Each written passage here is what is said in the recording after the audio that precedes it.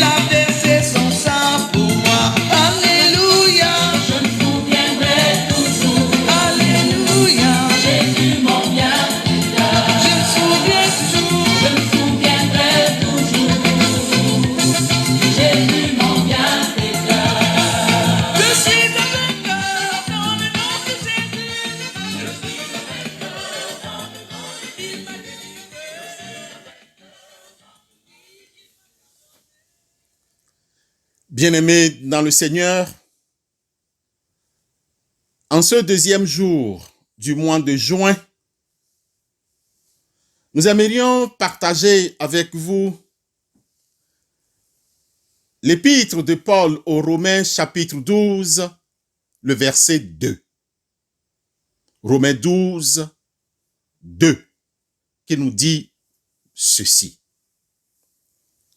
Ne vous conformez pas à ce siècle, mais soyez transformés par le renouvellement de votre entendement pour que vous discerniez quelle est la volonté de Dieu, bonne et agréable et parfaite.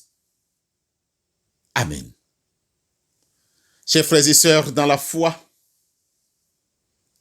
nous aimerions nous exhorter sur la consécration de notre vie à Christ, car être chrétien n'est pas un long fleuve tranquille dans ce monde où nous vivons. Vous êtes dans le monde, dit Jésus, mais vous n'êtes pas du monde. Jean 17, 14 et 18. Il nous faut nécessairement un comportement exemplaire qui n'est possible que par le biais de l'Esprit de Dieu. C'est pourquoi, dans le verset 2 des Romains au chapitre 12, l'apôtre Paul relève les comportements que les chrétiens doivent avoir dans leur relation avec le monde ambiant et dans ses dispositions naturelles. 3 concepts retiennent notre attention en lisant ce verset 2 de Romains 12. Se conformer, siècle présent, entendement. Essayons d'aborder ces 3 concepts en vue de savoir ce que c'est pour dégager une leçon essentielle pour notre vie de ce jour. Ne vous conformez pas au siècle présent, nous demande l'apôtre. C'est quoi se conformer? Pour expliquer cette expression, ce concept, nous aimerions utiliser quelques synonymes. Cela signifie tout simplement se calquer, respecter certaines règles de, se modeler, se soumettre, suivre. Ainsi, dans ce que le chrétien doit faire, penser, dans toutes ses activités, ses projets, le croyant en Christ ne doit pas suivre les règles, les conduites, les modes qui prévalent dans le siècle présent. Il ne doit pas obéir aux passions, ni s'inspirer de l'esprit du monde ou trouver une compromission avec cet esprit du monde. C'est quoi alors le siècle présent? C'est le monde ambiant. Le monde tel que nous le connaissons, dans son état actuel de péché, plongé dans le mal, où règnent les ténèbres et le péché.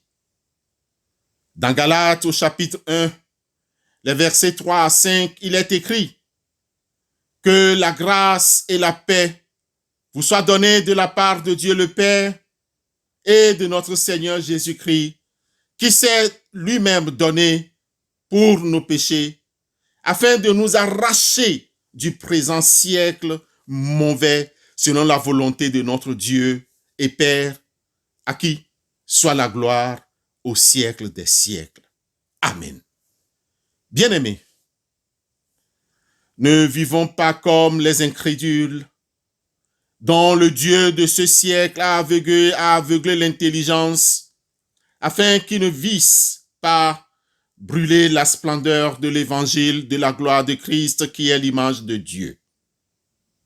Ce siècle présent est opposé au siècle à venir, et dans ce siècle à venir, seule la volonté de Dieu dominera. Pour vivre dans ce siècle présent et ne pas s'y conformer, nous devons nous laisser transformer par le renouvellement de l'entendement.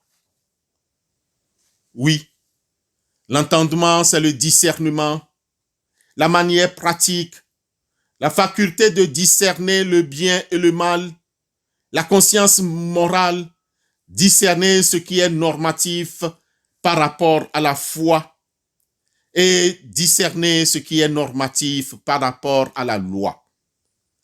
Dans Romains chapitre 7, 21 à 25, une réponse pratique nous est donnée. Il est écrit alors, « Je trouve donc en moi cette loi. Quand je veux faire le bien, le mal est attaché à moi. Car je prends plaisir à la loi de Dieu selon l'homme intérieur, mais je vois dans mes membres une autre loi qui lutte contre la loi de mon entendement et qui me rend captif à la loi du péché qui est dans mes membres. Misérable que je suis, qui me délivrera du corps de cette mort? Grâce soit rendue à Dieu par Jésus-Christ, notre Seigneur. Ainsi donc, moi-même, je suis par l'entendement esclave de la loi de Dieu et je suis par la chair esclave de la loi du péché. Frères et sœurs, dans la foi, le renouvellement et la transformation de notre être qui en résulte sont l'œuvre du Saint-Esprit, mais le croyant doit accepter cette œuvre et y coopérer par la foi. C'est pourquoi nous devons nous laisser transformer. Laissez-vous transformer.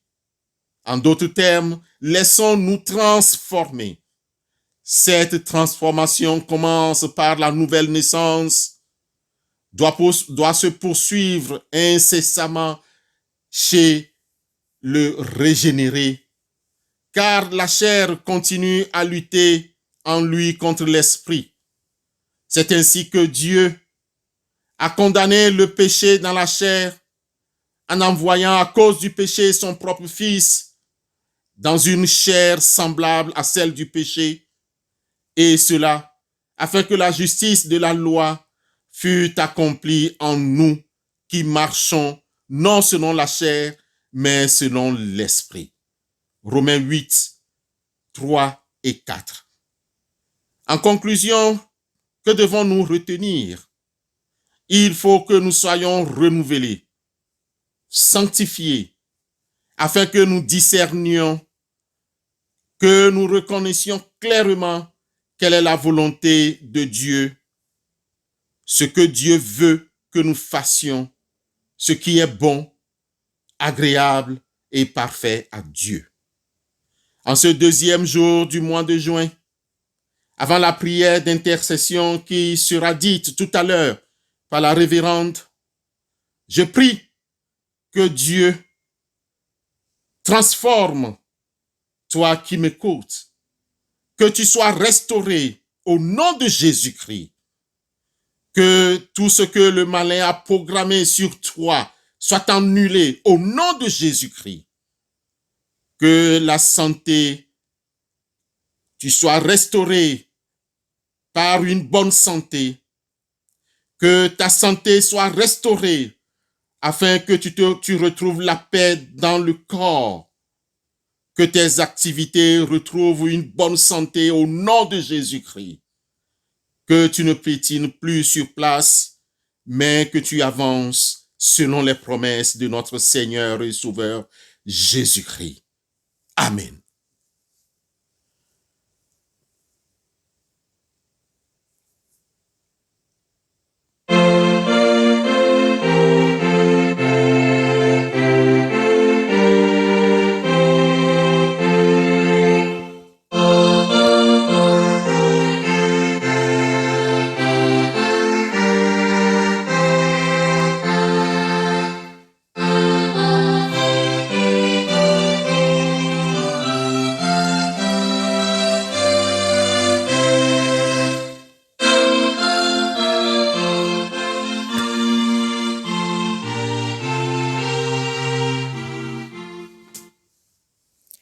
Prions Dieu. Éternel Dieu, Père de notre Seigneur et Sauveur Jésus-Christ, tu es saint et bon. Tu résistes aux orgueilleux et tu fais grâce aux humbles. Ouvre-nous à ta parole afin que nous soyons gardés de toute fausse assurance et que nous te servions d'un cœur sans partage. Dieu Père de toute bienveillance, tu nous as donné un cœur débordant d'amour à partager. Béni sois-tu. Merci pour la vie de nos frères et sœurs. Merci pour la vie de notre famille. Chaque jour est un cadeau à partager. Merci de nous avoir donné ce cadeau. Nous te confions les familles en deuil. Nous te confions les élèves et les étudiants. Nous te confions les veufs et les veuves. Merci pour notre cœur qui est façonné à ton image. Incline ce cœur pour une bonne décision. Merci pour nos yeux qui nous permettent de discerner les besoins des autres. Merci pour nos oreilles qui nous permettent d'écouter ta parole et écouter les autres afin de les comprendre. Merci pour nos mains qui nous permettent de travailler et de partager. Merci pour nos jambes qui nous amènent au travail et à la rencontre des autres. Merci pour nos amis qui nous permettent d'être ensemble. On est heureux comme le psalmiste 133. Nous aimerions te dire, voici, oh, qu'il est agréable, qu'il est doux pour des frères de demeurer ensemble. C'est comme l'huile précieuse qui, répandue sur la tête, descend sur la barbe d'Aaron, qui descend sur le bord de ses vêtements. C'est comme la rosée de l'Hermon qui descend sur les montagnes de Sion, car c'est là que l'Éternel envoie la bénédiction, la vie pour l'éternité. Seigneur, conduis-nous pas à pas au cours de cette journée. Conduis-nous dans tout ce que nous allons faire. Dirige-nous et que ton Esprit Saint nous illumine par Jésus-Christ, ton Fils, notre Seigneur. Nous te prions. Amen.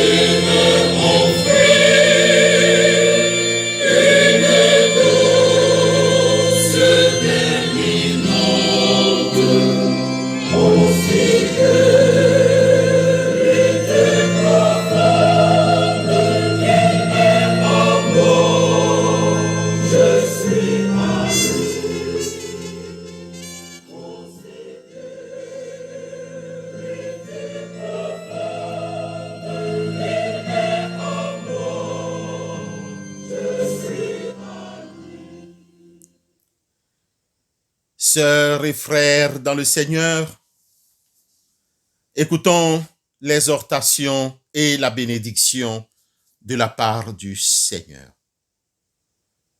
Ne vous conformez pas à ce siècle, mais soyez transformés par le renouvellement de votre entendement pour que vous discerniez quelle est la volonté de Dieu, bonne et agréable et parfaite. Que la grâce de notre Seigneur Jésus-Christ, l'amour de Dieu le Père et la communion bienfaisante du Saint-Esprit demeurent sur chacun d'entre vous. Bonne journée sous le regard du Seigneur. Amen.